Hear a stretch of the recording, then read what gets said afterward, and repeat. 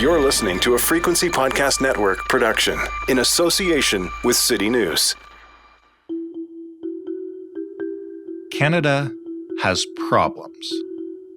This country faces issues of systemic injustice, racism, violence, many other challenges. But fortunately, Canada has discovered a tried, tested, and true way to solve these problems once and for all, with reports, with lots and lots of reports.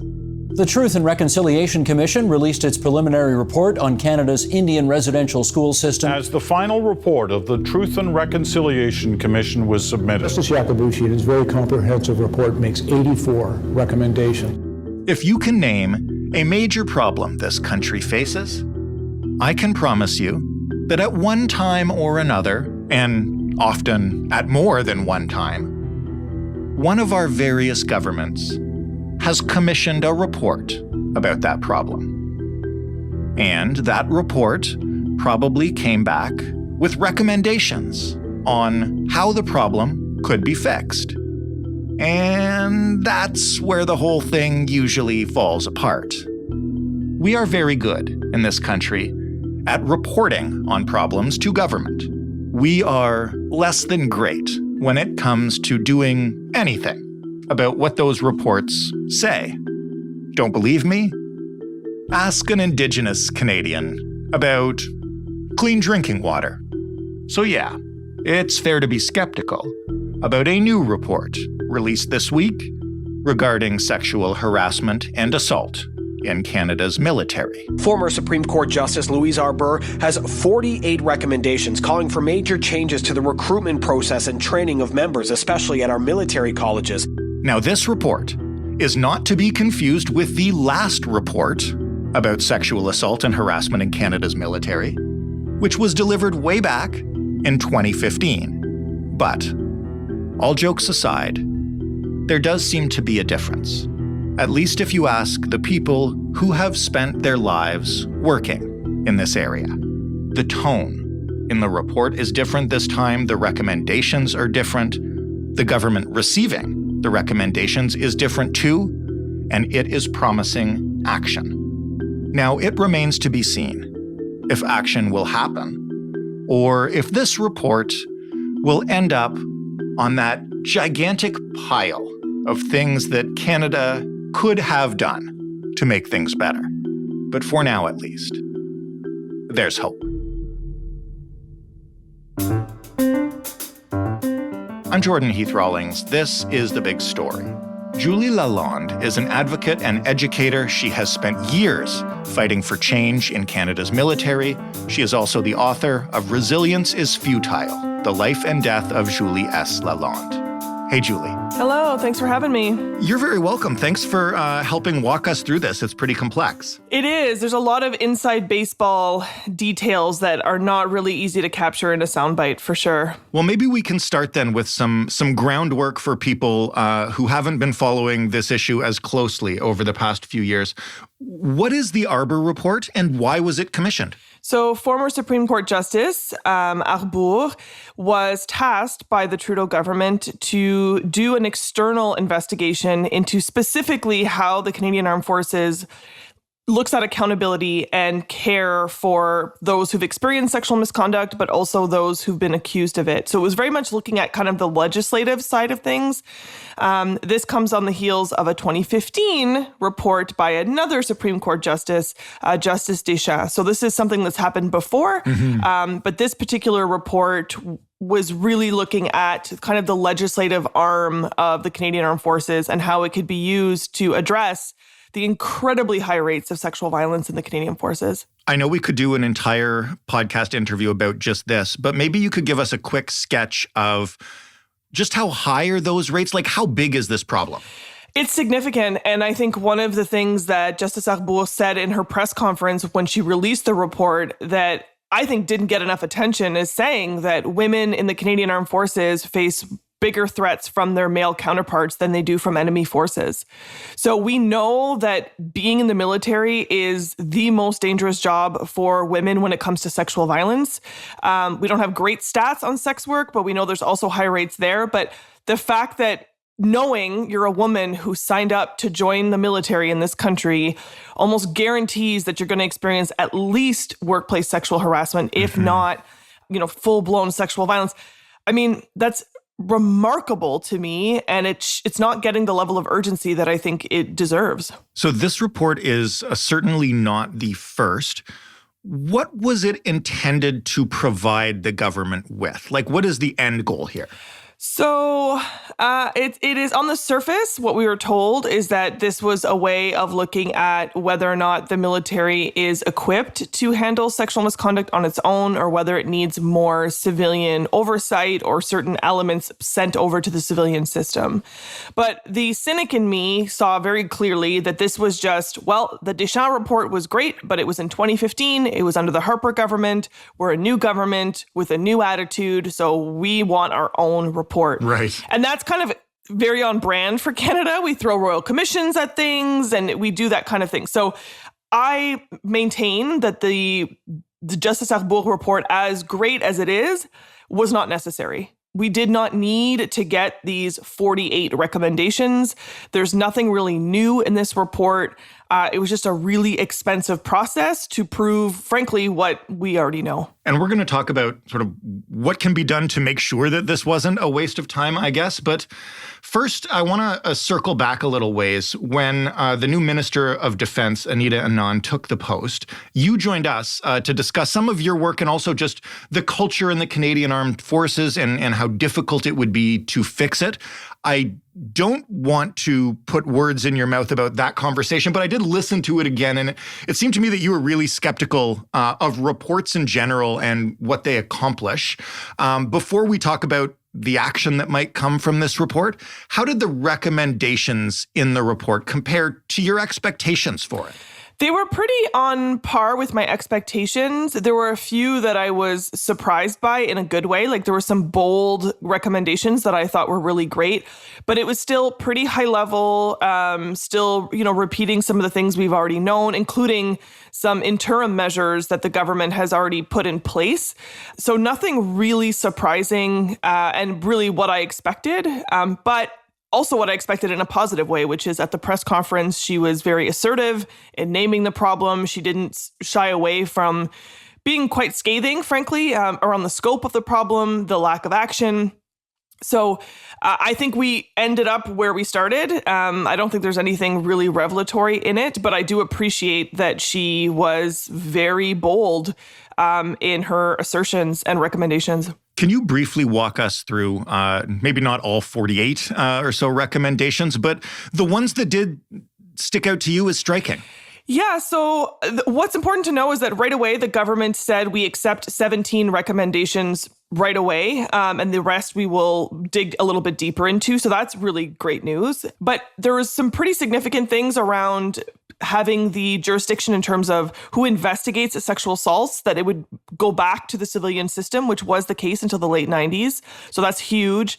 More civilian oversight, an external monitor, more direct reporting to the defense minister around statistics and prevalence, a victim's bill of rights, which is something that civilians in this country get, but there is nothing for military members. So that's great. More work around prevention, which is something that I'm very passionate about. And something that is really important, which is removal of their duty to report policy. And a duty to report policy is on its surface something positive. And it's that if you hear of something or witness something, you have a duty to report it. And in an environment that is truly concerned about the welfare of survivors, a duty to report is a good thing because it forces bystanders to act on what they're seeing and observing. But because the military approached this issue from a place of defensiveness and resistance, what instead happened is that the duty to report was translated by military members as, if you see something, report it right away. Who cares if the victim actually consents to it? Who cares if the victim actually wants to go ahead with it? Just report it so that if it goes public, you can cover your own back and saying, well, I said something, so I'm not on the hook. And so what ended up happening is you had a massive increase in what we call third-party reporting, which is reporting from witnesses, but a massive decrease in survivors wanting to actually follow through with the process because they were pushed into a process that they didn't want to be a part of.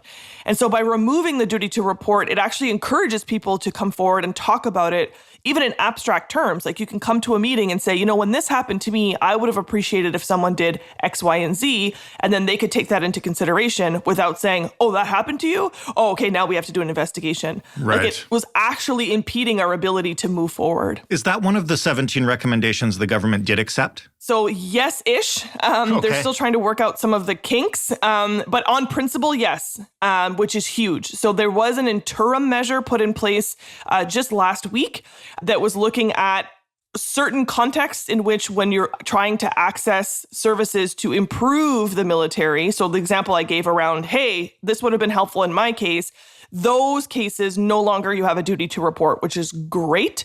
But now we're looking at what does that look like in any single context when someone discloses? How does that come to fruition? So the fact that the government right away was like, on principle, yes, is tremendous. Okay. And a huge, huge advancement to where we've been even a few years ago, which means a real sign of progress, frankly. I want to ask you what this means in practice about those 17 recommendations. The government accepts them. What does that mean? Does it mean the policy changes immediately, or the government sort of acknowledges and says, yes, we agree, we'll do something about it when we can? Yeah, it's more the latter, just like all of the recommendations. So that's why the public pressure is tremendously important, because some of these recommendations are quite easy to implement. So, it's been the interim case that all sexual assaults have been sent over to the civilian system. So those mechanisms were already in motion, and now it's just going to be a permanent thing. Same thing with duty to report. Same thing with, increasing support services. They've already changed the name of the Sexual Misconduct Office to make it more resource friendly and less intimidating. Like there's some stuff that they've already got the, wheels in motion. So those will come into place really quickly. But some of the bigger pieces are going to take time. And I think that's one of the big weaknesses of the report is some of these huge philosophical questions don't have a clear pathway. So one of the recommendations that I was particularly invested in is questioning the very existence of the Royal Military College. Recommendation 29 is, do we even need a Royal Military College? That's a huge assertion. Yeah. But how do you answer that question? Who decides? Right. What are the qualifications?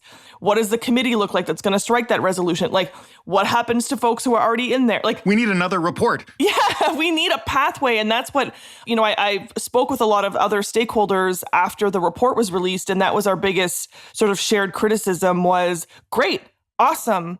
But who decides the next step? And knowing bureaucracy, it's going to be a lot of kicking things back and forth and delaying when we're so overdue for action. I want to rewind just a tiny bit for people who, again, aren't as familiar with this issue. What does the Royal Military College have to do with the prevalence of sexual assault in the Canadian Armed Forces? Why is it such a big deal in this report? So there's two Royal Military Colleges in Canada. There's one in Kingston and there's one in Saint-Jean, Quebec. And they are both post-secondary institutions and a military institution. So when you leave RMC, you have a BA and you also have rank in the military. So it's a very prestigious place. It's very exclusionary. Oftentimes students are, third, fourth generation RMC grads. We have a number of parliamentarians, including folks like Erin O'Toole, who graduated from RMC, Marc Garneau. So it's a very prestigious institution.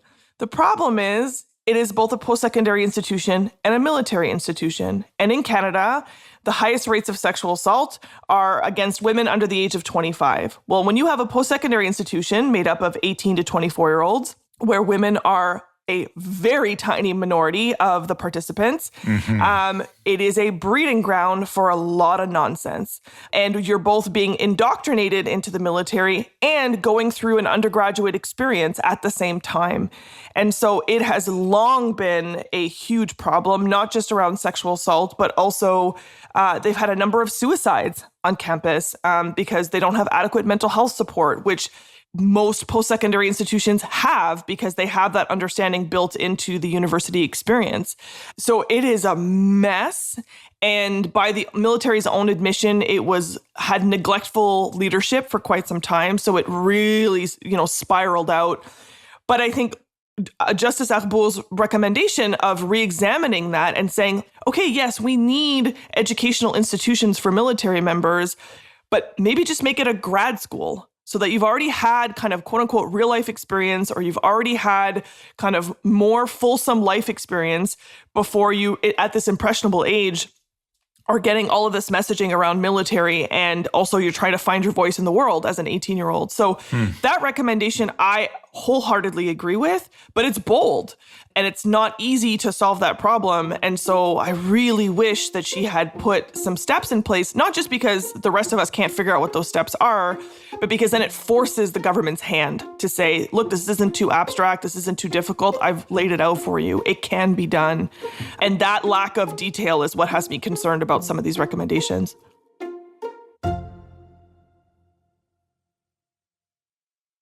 I know that in your work, you've been fighting for years, as I mentioned, for change in this system, and particularly as it pertains to the military college. I want to just ask you for your gut reaction initially. As you were reading the recommendations, what were you feeling? I straight up cried through that press conference. I was so emotional looking at the tone. Like, it couldn't be more different from the Deschamps report of 2015. It was night and day. Here you had the Minister of Defense, a woman of color, sitting there, taking in the information. You had the Chief of the Defense Staff agreeing with the recommendations on principle, agreeing that there's things that need to change. I mean, in 2015, the last time we had a similar report, the Chief of the Defense Staff did not agree with the recommendations, and then went on to say that sexual misconduct is a result of biological wiring.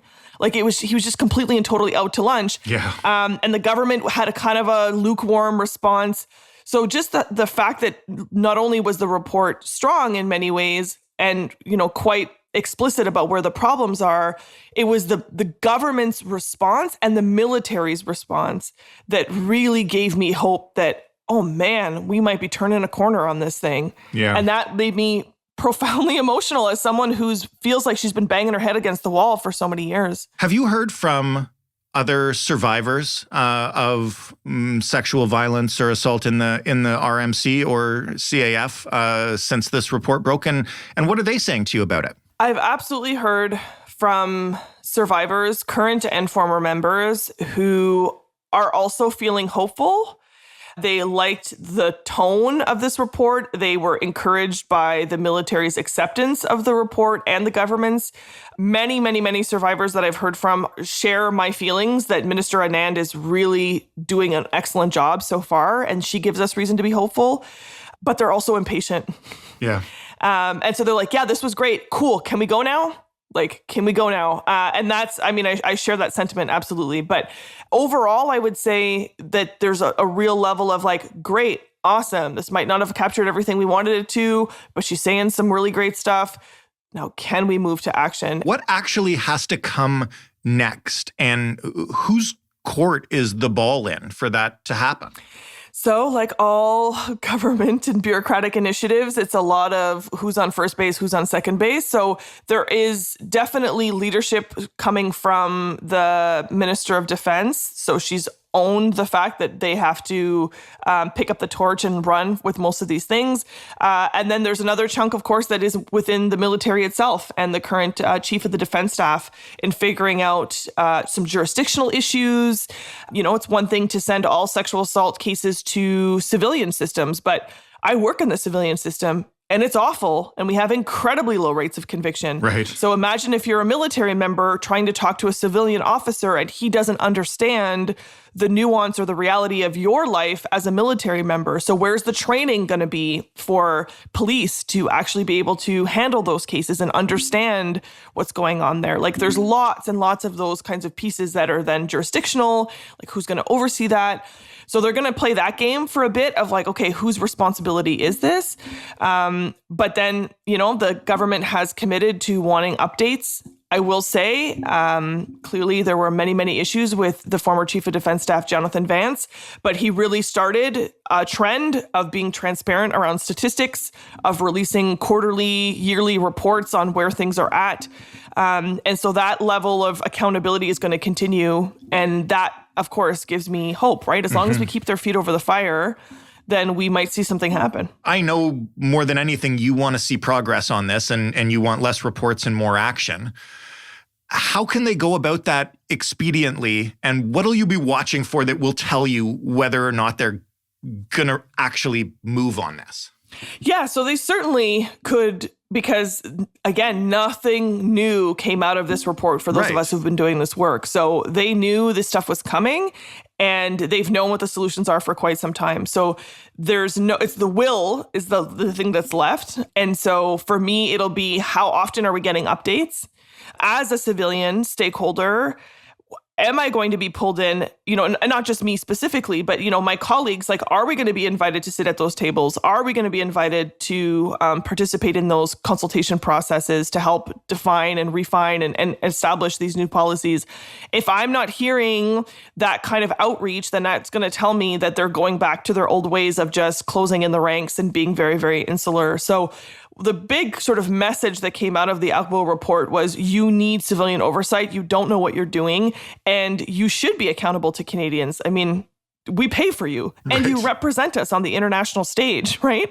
If I'm getting updated, if I feel like my colleagues in my sector are being looped in, that'll tell me that, okay, they still have a door open just a crack for us to peek in and sort of give them our perspective. The last thing I want to ask you is, it's been so nice to have a hopeful conversation with you about this. And I'm very happy with the optimism and the seriousness that was conveyed.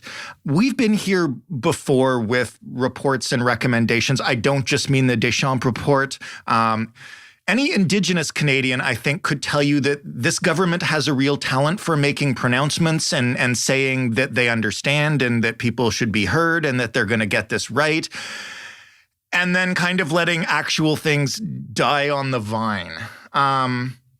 Where are you in terms of your optimism about real change? And what could you see tomorrow or the next day that would make you feel more certain that this is going to be different from 2015, but also from every promise to fix drinking water on First Nations reserves? Totally. So my faith and my hope is not in the Canadian Armed Forces or the Liberal government or any government. Where I draw hope from is the fact that this report and the tone that the government is taking to this would not have happened without post-Gomeshi Canada, without Me Too, without Canadians demanding accountability from various institutions, from the world of hockey to the National Ballet School to the world of government to we are seeing scandals, quote unquote, and we're asking questions and we're demanding better. And that is what has held so many institutions accountable over the last 7 years or so. And so my hope is really in Canadians and what I'm seeing in them saying, hey, what is going on? I mean, the conversation around sexual assault on campuses every September used to just bum me out because the media would get it wrong and campuses would get it wrong. And then in Me Too, people are like, no. We have high expectations, fix this. And so the conversation has changed in that way. And I think this is an example of Canadians holding institutions accountable, and that's forced them to do better. Whether they mean it or not, they're doing better because they know we're watching. And that's 100% of where my hope comes from.